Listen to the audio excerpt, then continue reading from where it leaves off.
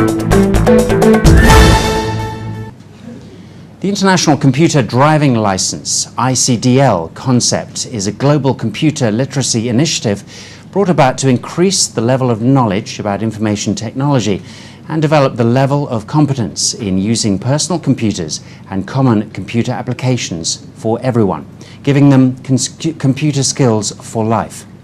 Earlier today, I met up with Jamil Ezzo, who is the Director General of the ECDL GCC Foundation. I started by asking him to tell us more about the International Computer Driving License.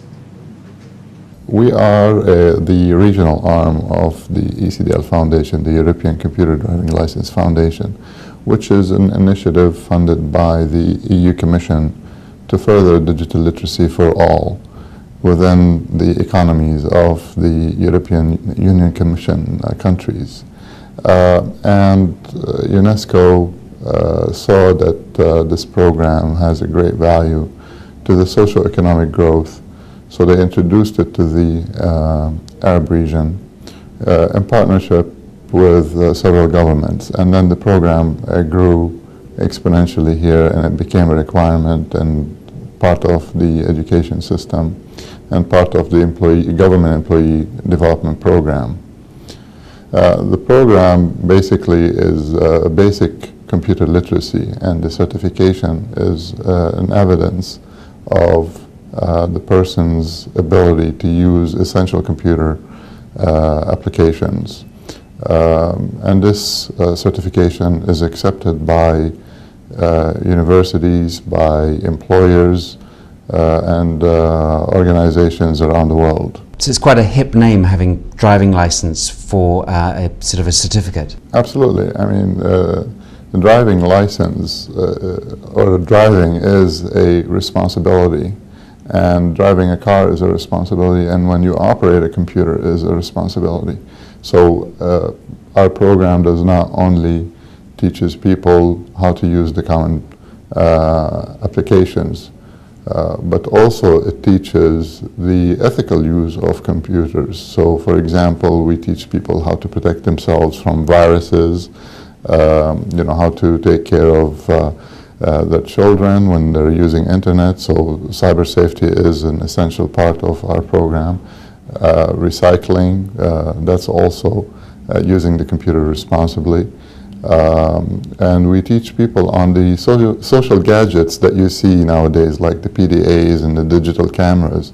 A lot of people have phobia from those things because they think that it relates to computers, while they could be more socially productive, if you will, if they can make use of such products or technologies that are available at affordable prices today. Now here in Dubai, people coming to the city to work often are very computer literate. So are there any shortfalls here? Well, there are shortfalls. I mean, you're talking potentially about expats that come here. Of course, they're expected to be qualified, and they're expected to be to have computer skills and to have certifications or degrees in their fields. But think of the local community or the government employees or the woman that's not employed by choice, sitting at home, taking care of her children. We are targeting everybody in the community or in the society to jump on the bandwagon of the digital society, because it benefits the individual personally as well as professionally. So those are not the components of the program. Do not only teach people how to use computers so they can get a job or they can be more productive at work, but also how to be more productive in life and how to be part of the community, the social community or the digital community that's being created. So think of two friends talking to each other, and one guy says, "Hey, send me an email or send me your photos when you went on vacation by email." And then the guy asks, "What is email?" That is an antisocial statement that is not accepted in today's society. And if you think also how in the olden days illiteracy was very common among our great-grandparents and grandparents, and laws had to be made to force people to go and become literate.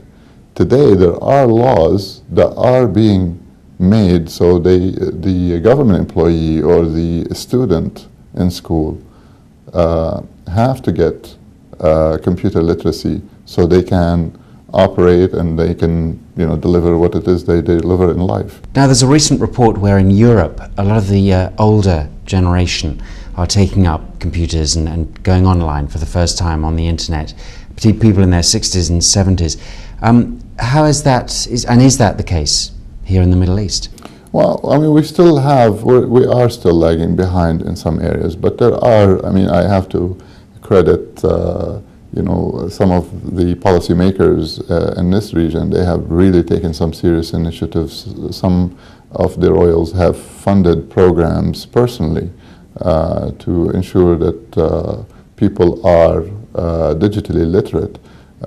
If you take, for example, Sheikh Mansour bin Zayed, he, on an annual basis, he funds summer camps that involve ECDL for students. Take, for example, Sheikh Diab bin Zayed also, Sheikh Muhammad bin Rashid. All these people have funded programs personally because they have a vision for their country and